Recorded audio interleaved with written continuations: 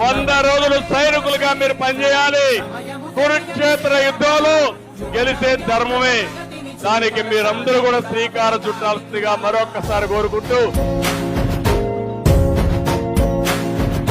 నేనిప్పుడు పిలిపిస్తున్నా ప్రతి ఒక్కరు కూడా పిడికిలి బిగించి తెలుగు జాతి స్వర్ణ యుగం కోసం రా కదిలిరా, తెలుగు ప్రజల ఆత్మ గౌరవం కోసం, స్వచ్ఛమైన ప్రజా పాలన కోసం, తెలుగు జాతిని నెంబర్ 1 చేయడం కోసం రా కదిలిరా.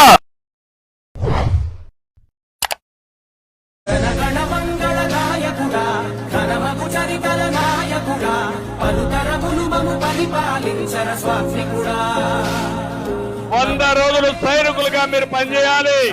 కురుక్షేత్ర యుద్ధంలో గెలిసే ధర్మమే.